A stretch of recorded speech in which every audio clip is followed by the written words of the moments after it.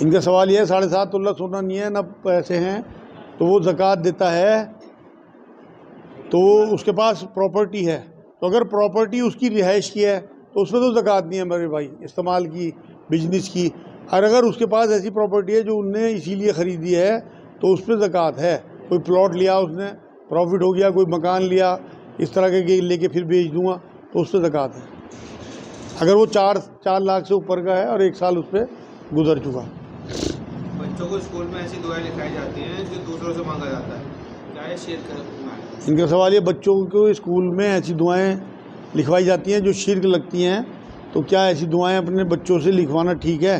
بھائی اگر آپ ٹیچر ہیں اور ایسی یا آپ ماں باپ ہیں اور آپ دیکھ رہے ہیں تو ان بچوں کی تربیت گھر پہ کرتے رہو، کیونکہ اگر آپ نے کوئی اعتراض کیا تو جو ماحول چل رہا ہے اس میں معاملہ خراب ہو جائے اسکول کی طرف سے آپ کا، تو اس لیے تو اپنے ادارے ایسے بناؤ کہ آپ کے بچے جو ہیں پیور توحید سیکھیں، یا پھر ابھی آپ ہتھیار ڈال دو، چلنے دو، اپنے بچوں کی تربیت گھر پہ کرتے رہو۔ کیا اللہ کو آپ کہنا ٹھیک ہے یا ان کا سوال یہ ہے کہ کیا اللہ کو آپ کہنا ٹھیک ہے یا تو؟ بھائی اللہ کو تو کہا، قرآن میں بھی جتنے بھی معاملے آئے ہیں آیتیں آپ یہ دیکھو نا، ایاک نعبد و ایاک نستعین، اس میں جو صیغہ استعمال ہوا وہ واحد کا صیغہ استعمال ہوا، اور اللہ کو تو کہنا زیادہ افضل ہے بنسبت آپ کے، کیونکہ آپ جو ہے وہ مجمع کے لیے، اکٹھے کے لیے بھی کہا جاتا ہے، اور تو جو ہے صرف ایک کے لیے کہا جاتا ہے۔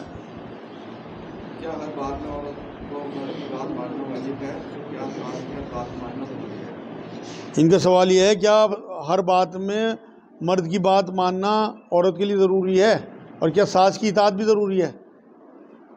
نہیں بھائی، ہر بات میں ماننا ضروری نہیں ہے۔ نبی اکرم صلی اللہ علیہ وسلم کی تعلیمات میں صرف ہم بستری کے لیے اگر عورت کو مرد بلاتا ہے تب اسے اطاعت کرنی ہے ہر حال میں، کیونکہ نبی نے فرمایا کہ اگر عورت بنا کسی عذر کے اپنے مرد کو منع کر دے تو ساری رات فرشتے اس کے اوپر لعنت کرتے رہتے ہیں۔ ایک بار فرمایا اونٹ کی پیٹھ پہ بیٹھ کے بھی اگر مرد بلائے عورت کو تو اسے جانا ہے، لیکن اگر عورت کی کوئی مجبوری ہے تو مرد کو بھی سمجھنا چاہیے کہ یہ بھی ایک ہڈی اور گوشت کی بنی ہوئی ایک ہماری طرح انسان ہے، اس کی اپنی بیماری ہے، اس کی اپنی تھکاوٹ ہے، اس کی اپنی، تو یہ انڈرسٹینڈنگ کا معاملہ ہے۔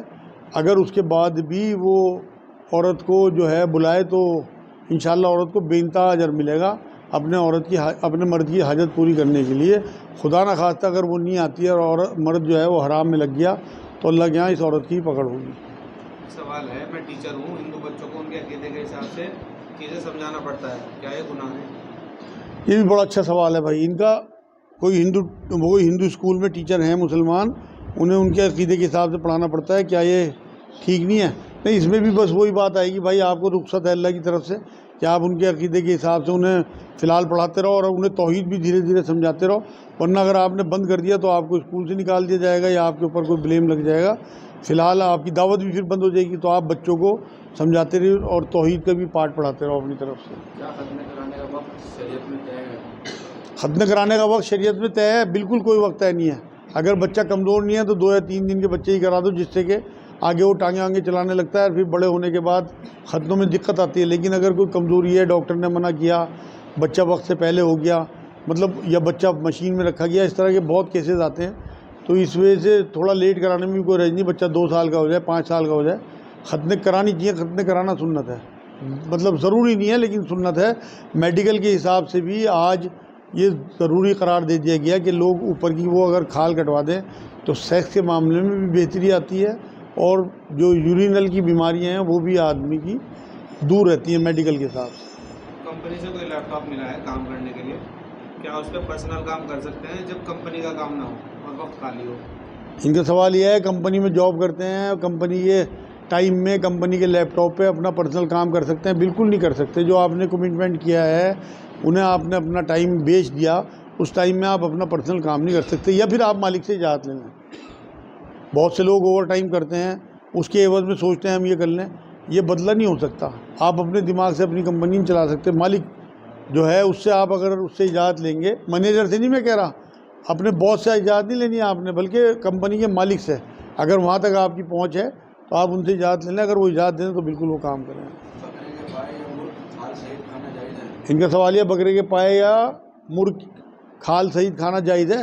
بالکل جس چیز پہ آپ نے تکبیر پڑھ دی اللہ اکبر بسم اللہ اللہ اکبر کہہ کے ذبح کر لیا، اس کے تمام اعضاء آپ کے لیے جائز ہو گئے، ان اعضاء کے علاوہ جنہیں نبی اکرم صلی اللہ علیہ وسلم نے منع فرمایا۔ اور کھال کے لیے نبی نے منع نہیں فرمایا، آپ کھال کے بال دور کر کے اور اسے جلا کے یا بھون کے، آپ نے دیکھا ہوگا بروس وغیرہ کھایا جاتا ہے اس میں عرب کے علاقوں میں، تو وہ آپ بالکل پائے بھی جو ہیں وہ میں کھال کے کھائے جا سکتے ہیں۔ یہ کہنا کتنا ٹھیک ہے کہ اللہ کے گھر دیر ہے دیر؟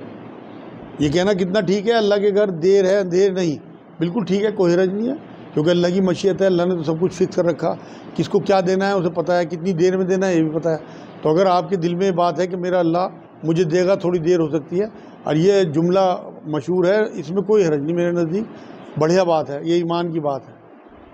کسی بھائی کا سوال ہے، میں نے اپنے دوست کا موبائل چرایا تھا، اب کچھ دن پہلے اس نے خودکشی کر لی، مجھے اپنے گناہ کا بہت احساس ہو رہا ہے، کیا کروں؟ ان کا سوال یہ ہے کہ موبائل چرایا تھا دوست کا، اس نے وہ اب ہے نہیں دنیا میں، اب مجھے احساس ہوتا ہے، گلٹ ہوتا ہے، تو کیا کروں؟ بھائی اس کا موبائل اس کے ماں باپ تک پہنچا دو کسی بھی طریقے سے، کوریئر وغیرہ کے ذریعے، اگر آپ ان کے سامنے نہیں آنا چاہتے، ویسے تو آپ ایڈمٹ کرو، توبہ کرو، تو آپ کی عزت بڑھے گی، اگر وہ آپ کو کچھ کہتے بھی ہیں تو سن لینا، کیونکہ غلطی آپ کی ہے، اور اس کے لیے مغفرت کی دعا کرو زیادہ سے زیادہ۔ اصل تو ازالہ جب ہوگا آپ کے گناہ کا، آپ کو اللہ نے توفیق دے دی توبہ کی، تو آپ جو آپ نے غلطی کری اس کا جو معاملہ یہی ہے کہ موبائل اس کا واپس کر کے اس کے لیے زیادہ زیادہ مغفرت کی دعا کرو، تو انشاءاللہ تعالیٰ اللہ اس کمپلسیشن میں جو آپ اس کے لیے دعا کرو گے، اللہ آپ کا بھی گناہ معاف کر دے گا۔ اگر سنت چھوڑ دیں ان کی جگہ قضا نماز پڑھیں تو کیا ٹھیک ہے؟ کیا چھوڑ دیں؟ سنت چھوڑ دیں قضا نماز؟ ان کا سوال یہ ہے نمازوں کی سنتیں چھوڑ کے قضا نمازیں اپنی پوری کریں تو کیا وہ ٹھیک ہے؟ کسی بھی قیمت پہ ٹھیک نہیں ہے، سنت پڑھنا نبی کی سنت ہے، اور نبی نے اس طرح قضا نمازیں نہیں پڑھی، تو آپ نبی کی بڑی سنت چھوڑ کے اپنی مرضی چلا رہے، اور دین جو ہے وہ نبی اکرم صلی اللہ علیہ وسلم کا دیا ہوا ہے، اسی دائرے میں رہنا ہے، اس سے باہر نہیں جانا۔ کپڑوں پر ناپاکی لگ جانے پر کیا پورا کپڑا ناپاک ہو جاتا ہے؟ ان کا سوال یہ ہے کپڑوں میں ناپاکی لگ جائے یا پورا کپڑا ناپاک ہوگا؟ نہیں بھائی، جس حصے پہ ناپاکی لگی اسے دھو دو، پورا کپڑا پاک ہے۔ آج کل بچوں کو مسجد بھیجنا ٹھیک ہے؟ آج کل بچوں کو کیا مسجد میں بھیجنا ٹھیک ہے؟ ابھی بچے نابالغ ہیں، ان کا سوال یہ ہے بچے نابالغ ہیں، ڈر لگتا ہے مسجد بھیجتے ہوئے، کیا بھیجنا ٹھیک ہے؟ اگر ڈر ہے اور بچے نابالغ ہیں انہیں تو مسجد میں جانے کا بھی حکم ہی نہیں ہے، اور اگر اپنے باپ کے ساتھ جاتے ہیں کوئی حرج نہیں ہے، لیکن اکیلے انہیں نہ بھیجے، جیسے حالات آج کل کے ہیں، اگر ڈر لگتا ہے ماؤں کو تو گھر میں نماز پڑھوائیں انہیں۔ ماں اگر 10 تولہ سونے میں سے 2 تولہ وہ بچوں کو دے دیں تو کیا زکوٰۃ دینی ہوگی؟ ان کا سوال یہ ہے 10 تولہ سونا ہے، 2 تولہ 2 بچوں کو گفٹ کر دیا، ہیبے کر دیا، کیا زکوٰۃ لگے گی؟ بالکل نہیں لگے گی۔ 6 تولہ رہ گیا، 6 تولہ پہ زکوٰۃ نہیں ہے، لیکن پچھلا اگر تھا اور سال گزر چکا تھا تو 10 تولہ پہ زکوٰۃ دے کے پھر اپنے بچوں کو 2 تولہ دے، اگلے سال 6 تولہ پہ زکوٰۃ نہیں لگے گی۔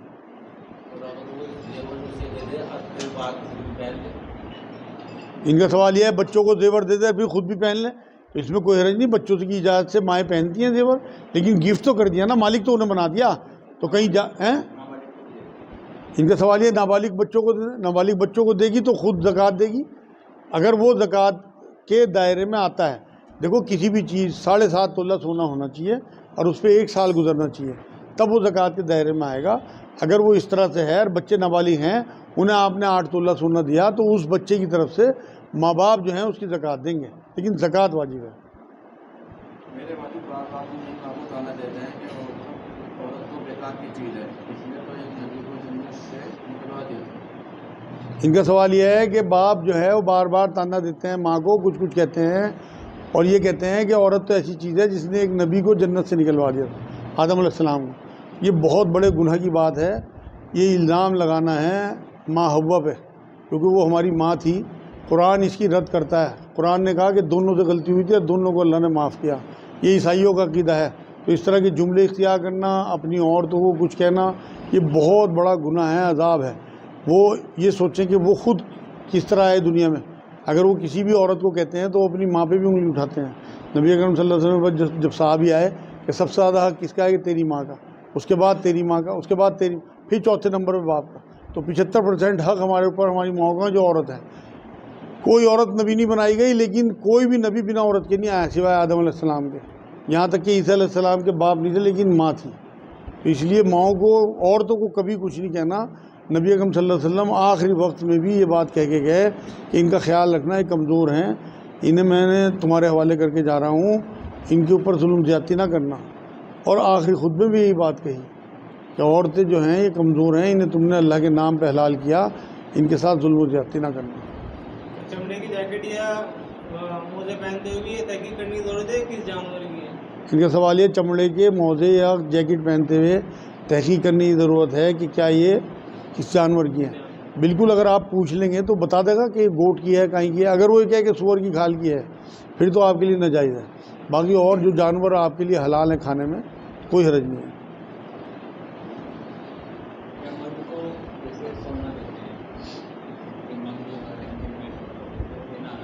ان کا سوال یہ ہے کہ مرد کو انگوٹھی سونے کی دینا حرام ہے؟ بالکل حرام ہے بھائی، سونا پہننا ہی۔ ایک بار نبی اکرم صلی اللہ علیہ وسلم نے ممبر پہ بیٹھ کے ایک ہاتھ میں ریشم ایک ہاتھ میں سونا لے کے کہا کہ میری امت کے مردوں پہ سونا ریشم حرام قرار دے دیا گیا اور عورتوں کے لیے جائز ہے۔ تو بالکل جو لوگ دیتے ہیں وہ پروموٹ کرتے ہیں اور نبی کی اس حدیث کی خلاف ورزی کرتے ہیں، گناہ گار ہوں گے، دینے والے بھی اور لینے والے بھی۔ اتنی جرت ہونی چاہیے کہ وہ یہ کہے کہ بالکل میں نے سونے کی کوئی چیز نہیں لینی۔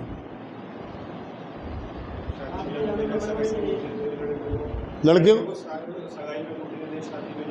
وہی اسی کا تو جواب دیا میں نے، وہ حرام ہے بالکل دینا۔ آپ اس کے بدلے کوئی اور چیز دے دو، رقم دے دو۔ آپ کیا پوچھ رہے؟ ان کا سوال یہ رات میں جھاڑو لگانا صحیح ہے؟ بالکل صحیح ہے، کبھی حضور نے منع نہیں کیا۔ یہ سب معاشرے میں الٹی سیدھی باتیں اڑائی ہوئی ہیں۔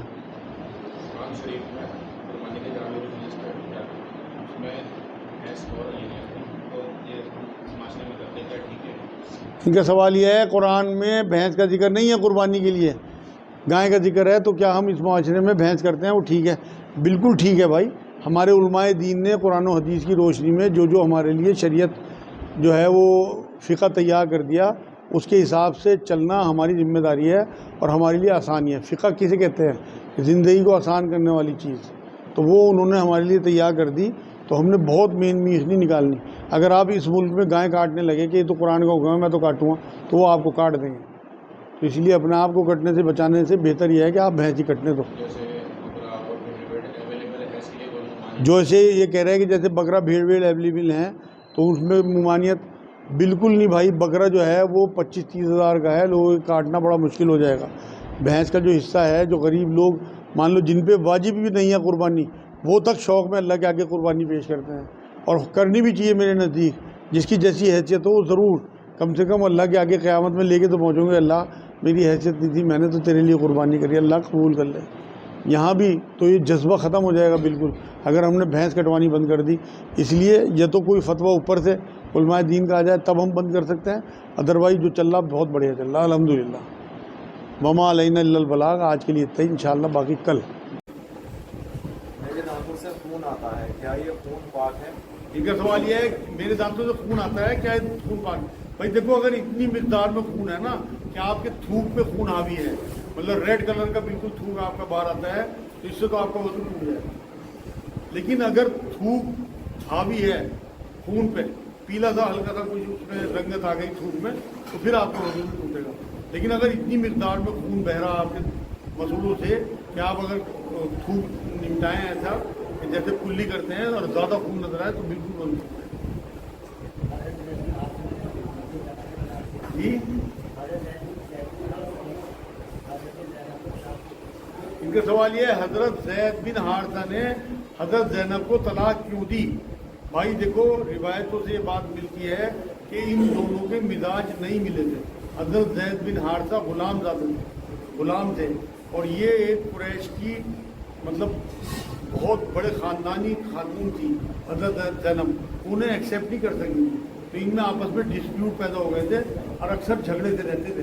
تب حضور اکرم صلی اللہ علیہ وسلم نے ان کے نکاح جو ہے وہ فسخ کرا دیا تھا، ختم کرا دیا تھا۔ اس کے بعد پھر اللہ نے آسمانوں میں ان کا نکاح رسول اکرم صلی اللہ علیہ وسلم سے کرایا، جو قرآن کی آیت موجود ہے۔ جی کیا نماز میں کہیں غلطی پر ایک ہی سجدہ سہو ہوگا؟ ان کا سوال ہے نماز میں کئی غلطیاں ہوں، کیا ایک ہی سجدہ سب ہوگا؟ بالکل بھائی، اول تو اتنی غلطی یار نماز میں ہو رہی، اس کا مطلب دھیان آپ کا کہیں اور ہے، اس سے تو بہتر یہ ہے کہ نماز دوہرا دیں۔ لیکن پھر بھی میں جواب آپ کا یہی ہے کہ کئی غلطیوں میں بھی ایک سجدہ سب ہے۔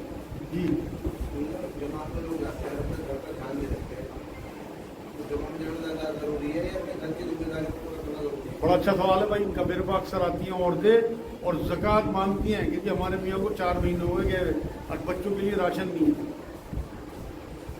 इतना बड़ा गुनाह है ये, अपने हस्बैंड अपने बीवी बच्चों की किफ़ालत छोड़ के जमात में जाना आप तसव्वुर नहीं कर सकते, ना तो नबी की सुन्नत ना सहाबा की सुन्नत।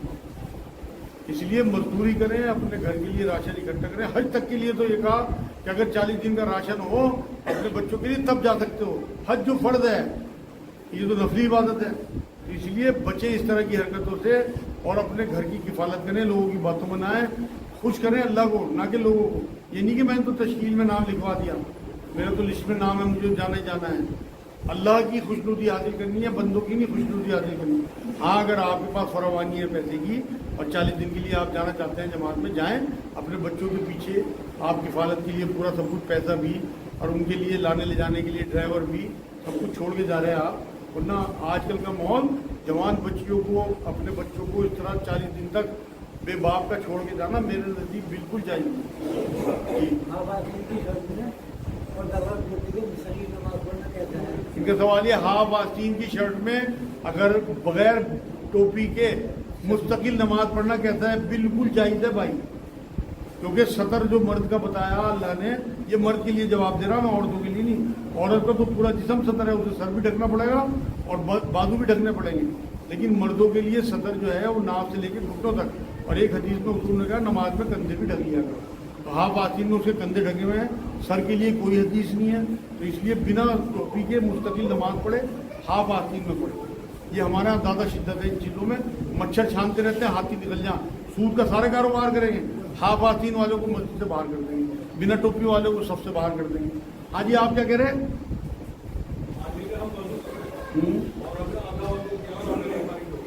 हाँ आप बताओ आपको क्या दिल चाह रहा?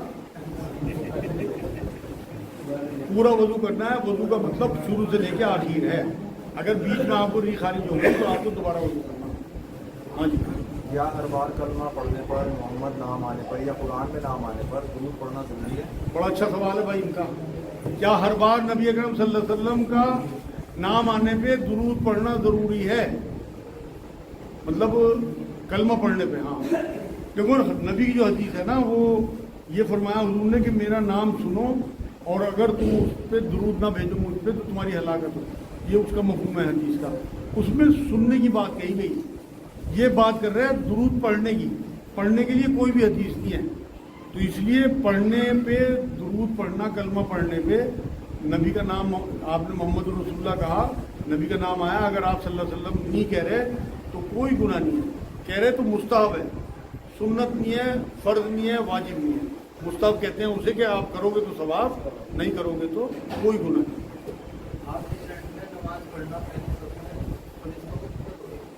ठीक है, सवाल ये है कि हाफ शर्ट में पहली सफ में नमाज पढ़ने से क्या फरिश्तों को दिक्कत हो? भाई जिसने ये बात बताई उसने फरिश्ते देखे होंगे, मैंने तो देखे। मेरे नज़दीक तो जब अल्लाह को दिक्कत नहीं है, रसूलुल्लाह को दिक्कत नहीं है, तो फरिश्तों को तो क्या दिक्कत होगी? उस टाइम जो सहाबत है ना, अगर मैं उनका खाका खींच दूँ आप रोने लगोगे। कितने कपड़े भी थे उनके पास कि तन ढक लें। आस्तीन ने ढकना तो बहुत, ये तो असल में इनके मोटे मोटे पेट हो गए ज़काते खा खा के। इनके पास ऐसे ऐसे कपड़े हुब्बे डुब्बे आते हैं, इसलिए इस तरह की बातें निकालनी। साहब अगर खाका खींच दूँ ना मदीने के तो रो पड़ोगे सारे। इतने पाबंद होते थे कपड़ों पे, पूरा तन ढकने को तो कपड़ा नहीं होता था। आस्तीन ने तो कहाँ से ढकते हो? हाँ जी। जैसे पहली सब में बच्चों को पीछे हटा देते हैं लोग, सही है? इनका सवाल ये, पहली सबसे बच्चों को हटाना पीछे ठीक है? बिल्कुल गलत है, मेरे हिसाब से नाजायज़ है। क्योंकि नबी अकरम सल्लल्लाहु अलैहि वसल्लम तो नमाज पढ़ा रहे और हज़रत हसन और हुसैन उनकी पीठ पे चढ़ गए, हज़रत उमामा उनकी टांगों के बीच में वो निकल गए जब वो रुकू में गए, तो वो तो पहली सबसे भी आगे हैं। ये तो सब इन्होंने अपने आप बना ली। टाइम देख लो भाई। दो सवाल रह गए। नमाज के बीच में तेज पेशाब या री आने लगे तो क्या नमाज को और दोबारा पढ़ें?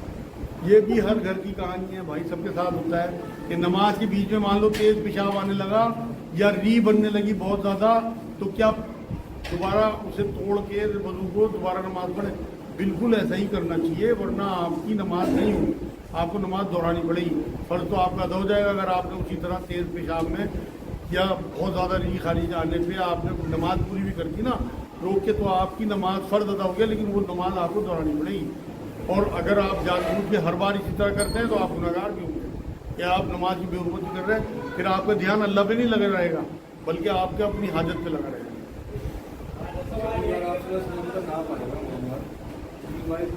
ان کا سوال یہ ہے کہ کسی محفل میں بیٹھے جتنی بار نبی کا نام آئے گا محمد کیا اتنی بار ہی درود پڑھنا ضروری ہے؟ نہیں بھائی، آپ نے اگر ایک بار بھی پڑھ دیا تو آپ کی وہ جو آپ کے اوپر واجب تھا معاملہ وہ پورا ہو گیا. لیکن آپ جتنی بار پڑھیں گے تو محمد ایسا میٹھا نام ہے، آپ کہہ کے دیکھو ایک تصویر پڑھو محمد محمد محمد محمد، شیریں آنے لگے گی منہ میں میٹھا بنانے لگے. تو جتنا آپ صلی اللہ علیہ وسلم کہو یا درود پڑھو گے اتنا ہی مزہ ہے. میڈم سوال یہ ہے کہ اللہ تعالیٰ ہر جگہ موجود ہے تو معراج کی ضرورت کیوں پیش آئی؟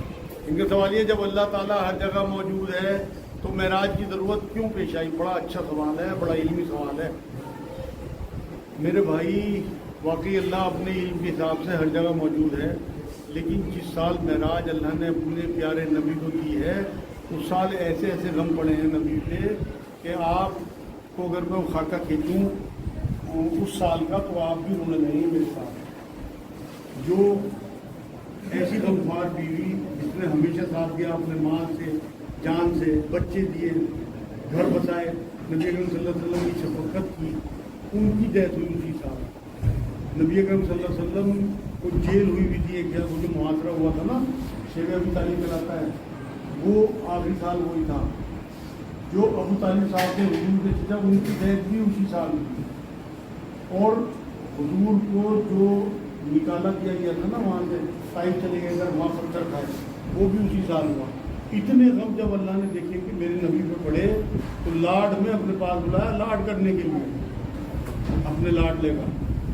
ورنہ اللہ کو یا رسول کو کوئی ضرورت نہیں تھی، مگر اپنے دیدار دیے، اپنے آپ سے بات چیت کرائی اور تحفے دیے. نماز کا تحفہ ہے، مطلب بہت سارے تحفے ہیں، یہ حدیثوں میں ہے کہ انشاءاللہ بیان کروں گا. تو یہ وجہ تھی میرے نزدیک کہ جب غم بہت زیادہ پڑے، قرآن کی آیت ہے کہ جب بہت زیادہ پریشانی ہو اس کے بعد بلائی ہے، ہر برائی کے بعد بلائی ہے. اس لیے یسرن آپ نے آیت پڑھی ہوں گی، وہ جو آیتیں ہیں. تو اتنی ساری پریشانیوں کے بعد جب اللہ نے چاہا کہ میں اپنے نبی کا لاڈ کروں تو اپنے پاس بلایا اور پھر لاڈ کیا، معراج عطا کی، نماز عطا کی، وہاں بہت ساری نعمتیں عطا کی، نبیوں سے ملاقاتیں کرائیں، نبیوں سے امامت کرائی، براق دکھایا، جبرائیل علیہ السلام کے ساتھ سفر کرایا. مطلب میں کیا بتاؤں آپ کو، اتنے قلیل عرصے میں اتنا طویل سفر پوری کائنات میں کبھی نہیں ہوا جیسا معراج کا سفر ہوا. کہ جب نبی گئے تو بستر گرم تھا، جب آئے تب بھی بستر گرم تھا. پوری کائنات گھومنے کے بعد جو کنڈی ہلتی ہوئی چھوڑ کے گئے تھے اسی طرح وہ کنڈی ہل گئی. میں نے تو یہ تک لکھا، جو عاشق رسول ہیں انہوں نے یہ کہا اپنے جملوں میں کہ نبی سے ہی کائنات کی سانسیں چلتی ہیں، وقت چلتا ہے. اللہ نے نبی کو اپنے پاس بلا لیا، وقت رک گیا، کنڈی اسی طرح چلتی رہی، بستر اسی طرح گرم رہا، اور نبی جب واپس آئے تو پھر وقت شروع ہو گیا. اس بیچ میں وقت چلا ہی نہیں، سیکنڈ منٹ کچھ نہیں چلے جب تک نبی اس کائنات میں نہیں تھے. نبی ہمارے بیچ میں موجود ہیں آج بھی اپنے تعلیمات کے ذریعے، اسی لیے وقت چل رہا. ان کا سوال یہ ہے آپ صلی اللہ علیہ وسلم نے کیا اللہ کو دیکھا تھا؟ کچھ روایتوں میں اللہ کو دیکھا تھا، کچھ صحابہ کی روایت ہے کہ اللہ کو نہیں دیکھا بلکہ اللہ کی تجلی دیکھی، اللہ سے بات چیت کی. قرآن بھی یہ بات کہتا ہے کہ رسول اللہ صلی اللہ علیہ وسلم جب اللہ کے پاس پہنچے تو نہ ان کی نگاہ بہکی بلکہ حد میں رہی، اللہ سامنے تھے اور نبی اکرم صلی اللہ علیہ وسلم کو جتنا کچھ دکھانا تھا اتنا دکھایا. یہ سورہ نجم کی آیت ہے، آپ پڑھو گے کہ نہ بہکی نہ حد سے نکلی. تو اس سے دونوں باتیں نکلتی ہیں کہ حضور نے اللہ کو یا تو تجلی دیکھی حضور کی، اللہ کی نور دیکھا، اور یا صرف بات. پکے طور پہ کچھ نہیں کہا جا سکتا کیونکہ نبی نے اس بارے میں کوئی اس طرح کی بات نہیں بتائی. کیا امام صاحب کے پیچھے ساری تکبیریں پڑھنا ضروری ہے؟ ان کا سوال یہ کیا امام صاحب کے پیچھے ساری تکبیریں پڑھنا ضروری ہے؟ بالکل بھائی، اگر آپ دلی دل میں پڑھو گے تب بھی کام نہیں چلے گا، آپ کی نماز نہیں ہوگی. جو حکم ہے وہ یہ ہے کہ اللہ اکبر کہیں تو اللہ اکبر، صرف جب وہ سمیع اللہ لمن حمیدہ کہیں تب آپ کو ربنا لک الحمد کہنا ہے ان کے پیچھے. اپنی اگر نماز آپ پڑھ رہے تو اس میں آپ کو دونوں کہنے ہیں، سمیع اللہ لمن حمیدہ، ربنا لک الحمد، لیکن امام کے پیچھے آپ صرف اتنا کہیں. میرے خیال میں آج کا یہ آخری سوال تھا، باقی انشاءاللہ اگلے ہفتے کریں گے کیونکہ دیر ہو گئی. وما علینا الا البلاغ. اللہم صلی علی سیدنا محمد وعلی آل سیدنا محمد وبارک وسلم. اے اللہ تو ہمارے گناہوں کو معاف فرما، اے اللہ تو رحمت